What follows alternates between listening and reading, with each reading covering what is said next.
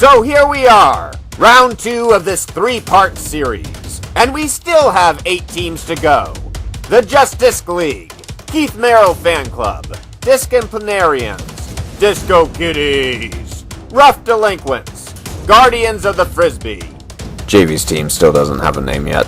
And the former 016 champions. Today, the backstory of 4 of these teams shall be analyzed. But which 4 will they be? Fasten your seatbelts, kids, because it's time to take a dive into the chaos of the Ultimate Frisbee Tournament. Team 1. Our journey starts in the town of Auburn, Maine, as the Disco Kitties look to make a statement to the rest of the league. Led by former Team Rockets captain Kayla Miner, the Disco Kitties are one of the many expansion teams for this year's tournament.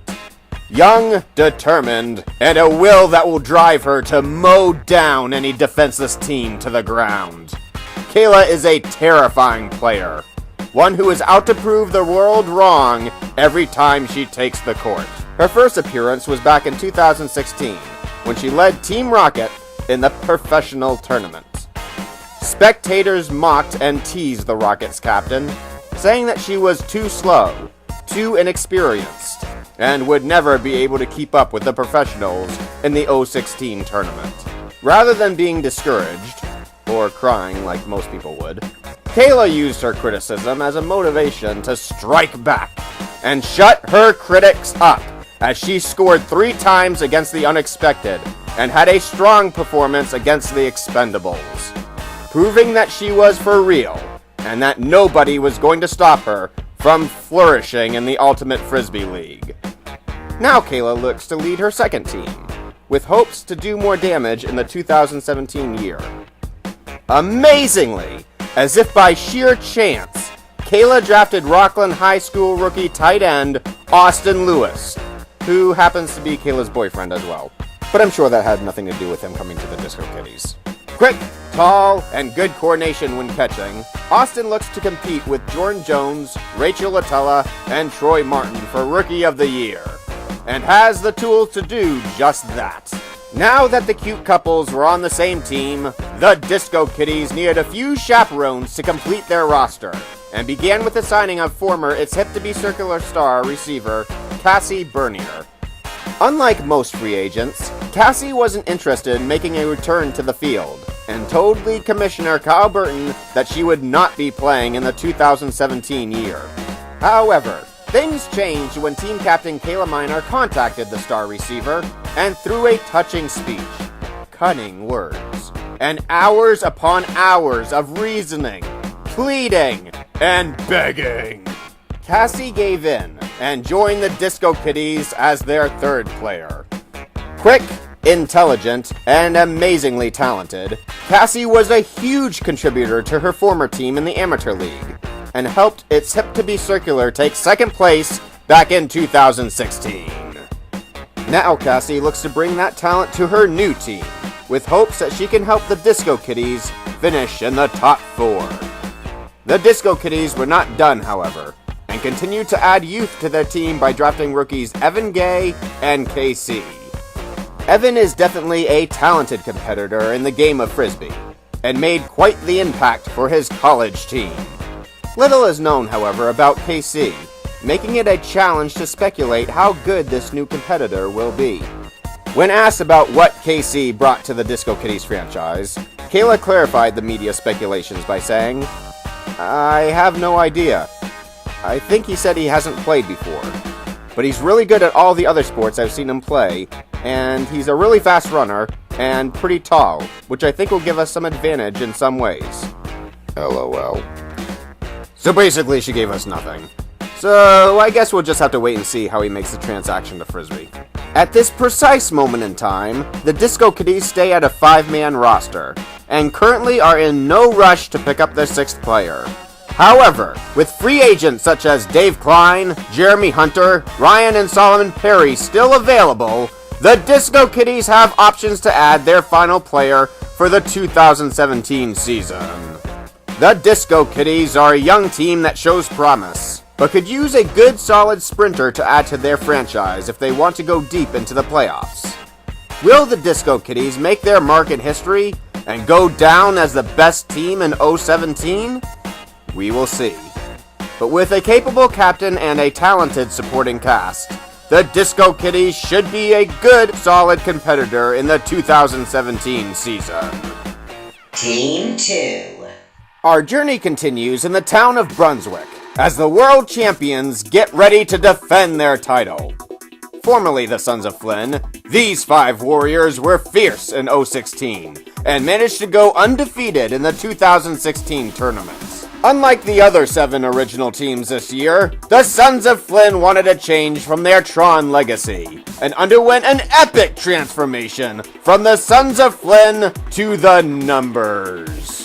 Led by team captain Ben Roberts, the Numbers have decided to change the killer nature of their original team into a family-friendly core of young couples, which includes Ben and Bree Roberts, Jared and Ashley Martin, Caleb and Morgan Jacobs, and Troy and Aaron Martin.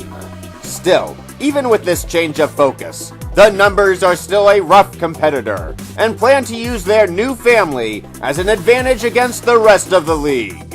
Many fans and spectators have jumped on the bandwagon and feel that this new approach will make the Numbers the most in-sync team in the league. This hype, however, has been answered by a wave of mixed responses and opinions by the players and coaches, and a few of the willing participants have voiced their opinions on this sensitive matter. So I think that the Numbers strategy of all couples is going to end up working out pretty well for them. I feel like that will give them an opportunity to work together better than probably a lot of other teams. 6 out of the 8 on the team are in-laws, so I think there could be some family bickering in there somewhere. And also, from personal experience, I know that some of them are quite competitive. The Macho Man knows a thing or two about being part of a championship team yet, because I was part of the Mega Powers with Hulk Hogan and my wife Elizabeth. The last time me and the Peach ended up on the same team together, I ended up with a blue shell blowing up right in my face. I told her to stay in second until the danger passed. But did she listen to me? No! I think that having only couples could be a weakness. Ben, I think you should trade for me and tell me all of your strategies. And I really don't think there are going to be any significant downfalls to that strategy. They do have Morgan Jones, who's a young, fresh face, and I think that could really add to their team. Numerous fractures, contusions, burns. I had to go into mustache rehabilitation therapy for about 8 months. Parenthesis, smile and give thumbs up sign. Parenthesis. Oh. Numbers, you may think that the cream always rises to the top here, but I'm here to tell you that these numbers, they don't add up. With all points taken into consideration, the experts have stuck to their own opinions, and the Sports Illustrated Ultimate Frisbee Edition has predicted that the Numbers will still finish 3rd overall in this year's tournament. The Numbers are certainly a unique team with a diverse mix of fans and haters. But like them or hate them, the Numbers are still one of the top teams in the league, and have the talent to repeat their legacy in the 2017 tournament. Team 3. Our story darkens as we now analyze the worst criminal organization ever to participate in the Ultimate Frisbee League, the Monmouth Rough Delinquents. Led by America's most wanted criminal, Giles Harger, the Delinquents are announcing themselves as the villains of Ultimate Frisbee, and seek to drown out any source of light as they take the field this summer. Fast, smart, and talented, Giles was once a peppy do-gooder on the worst-case scenario, but went rogue after his loss to the Just Disc League, and now leads his band of ruffians, which include the Thug from Rockland, Jonathan Rice, the Ruffians from Augusta, Micah Wilson and Marino Coco, world-famous bank robber from Thomaston, Nikki Young, the fugitive from North Monmouth, Ayana DeRosies, and Justin Matthew. He jaywalked once. Sadly, unlike most of the players in the Frisbee tournament, I regrettably don't know half the people on this team. and the ones I do know I have never really seen play. So, we decided to have a nice friendly one-on-one interview with the Delinquents captain, after we were divided between a foot-thick wall of bulletproof glass. And Giles revealed much about his team of outlaws. And I quote, "We do have experience with a few players, so it's a nice mix of rookies and vets. In terms of athletic ability, it's all around. Nikki is the shortest player. However, she uses her lack of height to get underneath any defenses. Jonathan is the most durable. He can use his strength to outplay anyone. Micah and Marino both are similar players, but they make up for getting open when it counts. Justin is naturally gifted. He can hustle and outrun anyone who doesn't measure up. Ayana is our decoy, and put her in the right situation, she can do some damage to any defense. That leaves me as the brains of this here team. Across the board, we have strength, speed, and durability. No one gonna mess with my gang." End of quote. So, there you have it. The Delinquents are certainly a passionate team that has the tools to frustrate any team that they face. But does this band of smooth criminals have the will and talent to remove the light from the Ultimate Frisbee League? Only July 3rd will truly tell. Team 4. Our journey tragically ends in the town of North Yarmouth, as the Keith Merrill fan club nearly dodged a bullet of low self-esteem. Though most team captains were excited and motivated to return to the field, Keith Merrill fan club's captain Luke Fecto was devastated at the thought of returning, given his team's lack of accomplishments. Who would ever want to play for a team that dominated the amateur tournament, taking only first place against the best team in the league? There were 2 tournaments after all. Certainly, if his team was any good, they would have taken both tournaments with ease. But alas, 1 tournament win was just not enough. With a heavy heart, Luke told League Commissioner Kyle Burton to erase his team from existence, never to be seen, heard of, or remembered again.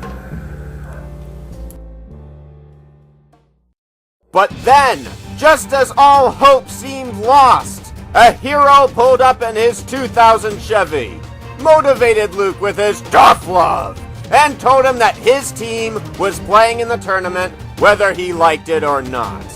Unable to argue, Luke gave in and sent a memo to the rest of the league that his team would indeed be returning for the 2017 tournament. The former teammates of the Keith Merrill fan club responded to Luke's message, starting with team superstar Brandon and the most amazing, intimidating, attractively awe-inspiring man currently on the face of this earth, Keith Merrill. With 4 of the original 5 members reunited, the Keith Merrill fan club was ready to make some moves in the free agent market, and started with the signing of free agent AJ Keith. Once a superstar back in the early days of Ultimate Frisbee, AJ was a speedy competitor, but retired early to live his dream of becoming a professional yodeler. However, with family already on the team, AJ decided to make a return to the field, and is currently working to get himself back to the star level he was at when he left the League of Ultimate Frisbee. When asked if he would reveal his brother's progress on returning to the field, and if he was willing to share his thoughts on what his brother brought to the team, tight end Josh Keith responded to the media by saying, no. Before the Keith Merrill fan club signed their next player, they decided to make a move in the final round of the draft, and picked Keith's nephew Ethan Merrill to add youth and speed to their team. Ethan is a quick little guy, but only time will tell if he can match up against the 017 League. With a team now of 6, the Keith Merrill fan club decided that they wanted to have some support on the bench, and sought out to find at least 1 more player in the free agent market. And find a player they did, as they picked up former expendable star running back Jonathan Cano. Strong, smart, and experienced, Jonathan was a huge pickup for the Keith Merrill fan club, and give the team 3 players that can throw the frisbee as far as the eye can see. The Keith Merrill fan club is a solid team, and look to go deeper in the 017 tournament. Will the Keith Merrill fan club achieve their goal and live up to Keith Merrill's expectations? These questions will be answered soon enough. But in a worst-case scenario, the Keith Merrill fan club is a fierce team that no one looks forward to facing in the 2017 tournament. To all my wonderful viewers out there, thank you so much for watching, and please stay tuned to my third and final video. This is Project Kyle signing off. Farewell.